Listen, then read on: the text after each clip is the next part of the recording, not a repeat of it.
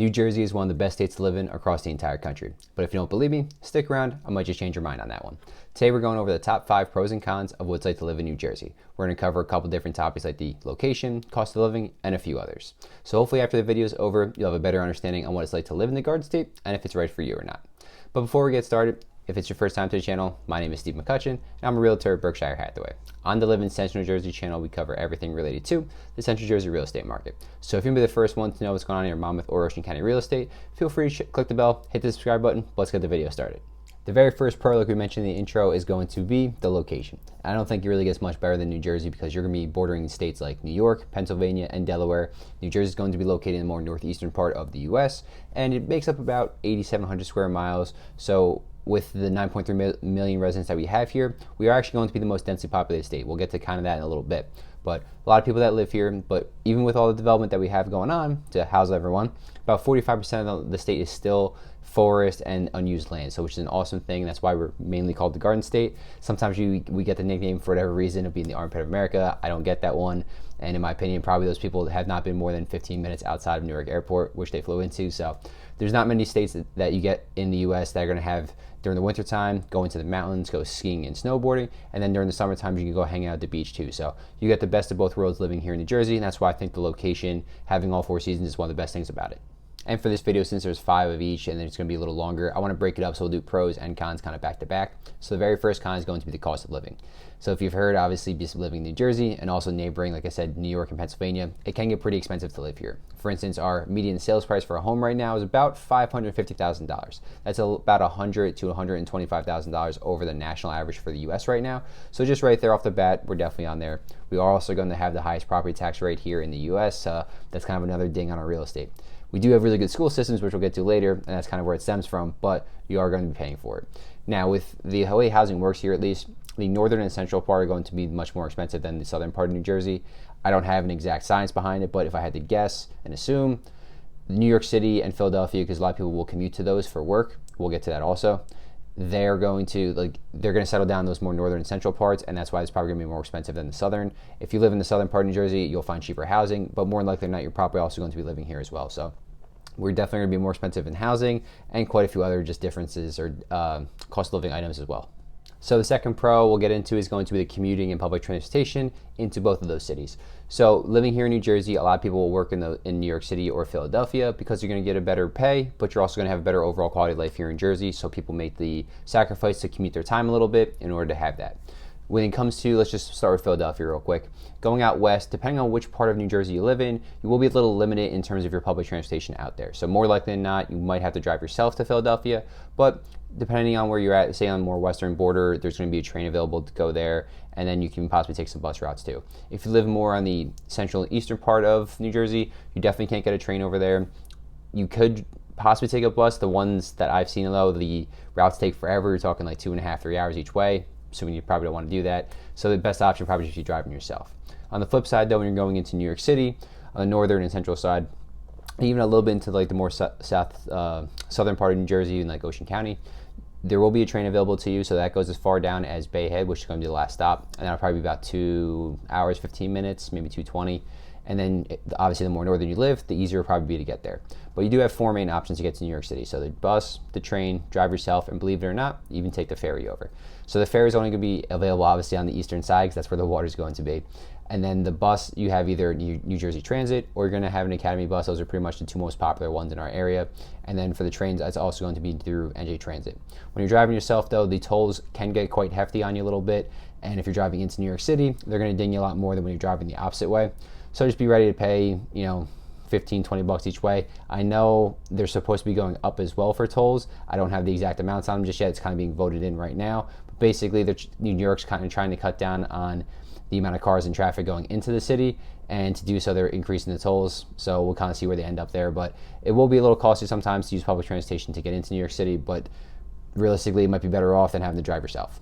Con number 2 will be some of the extreme weather habits that we get here in New Jersey. Now, the reason it's not in the pros, because I'm someone that does enjoy all 4 seasons, is we can get really hot or really cold at the same time. So I just kind of want to explain that to you. Now, we get summer, winter, spring, and fall. Majority of the time, 8-9 months out of the year, you're really not going to have to worry about the weather being that bad.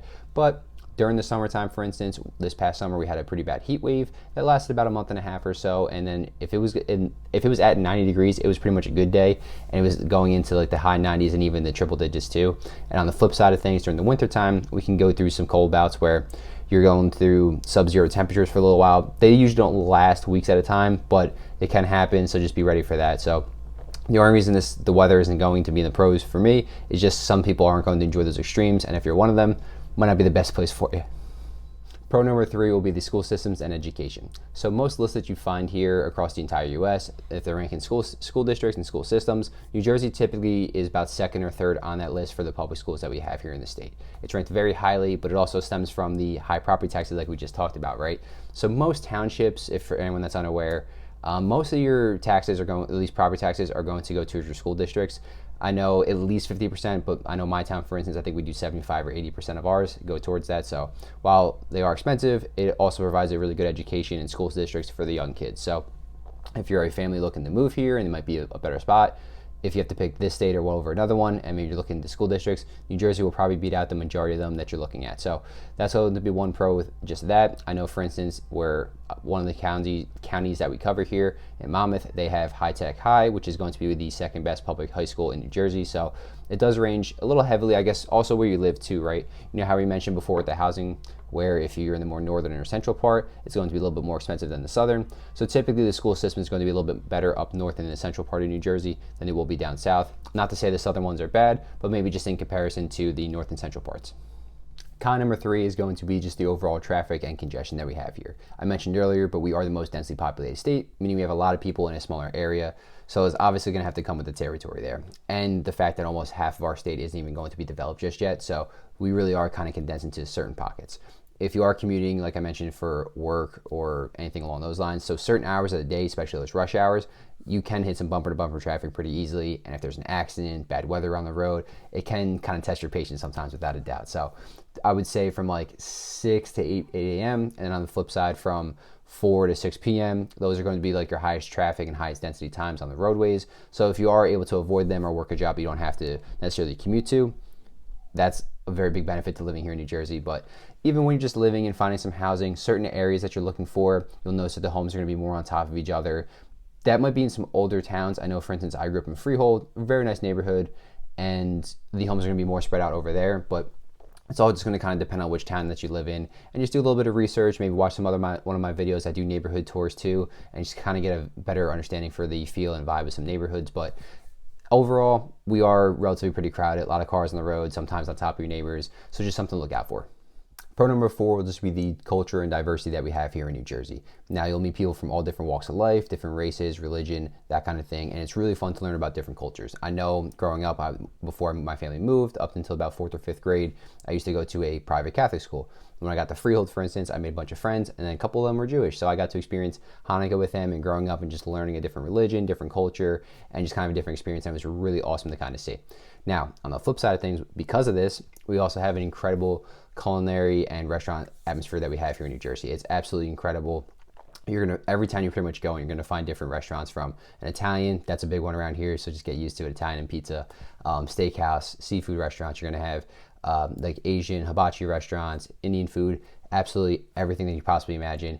And a lot of these are also going to be like more small businessy versus a lot of chains. Now, we do have your typical Olive Gardens or Longhorn Steakhouses, and nothing against them, but in my opinion, these more hole-in-the-wall places or more local and small businesses, mom and pop places, they're so much better to go eat at. And because it's so competitive here in New Jersey, a lot of them have to be top-notch in order to survive. So these are definitely a couple great things that we have here in terms of diversity for Jersey. Con number 4 will just be the car dependency that you're going to have here in New Jersey. Now, there are some certain spots that we've already covered that have really good public transportation with the the bus, train, and the ferry. But afterwards, once you get off of those, you're also going to have to then drive your car back to your home pretty much. You're not going to get off the ferry and all of a sudden be right at your doorstep, or off the bus and be the same thing. You're going to have like basically parking rides where you bring your car to a certain location, you park it there, and then hop on the bus from there. So it realistically doesn't make sense to not have a vehicle or a personal vehicle here in New Jersey. And that also adds to the cost of living for some people. So if you have a 2-car household with an average a payment of $400 to $500 plus auto insurance. And that's just kind of how the bills start racking up here in Jersey. And that's why we do have a much higher cost of living than some other places.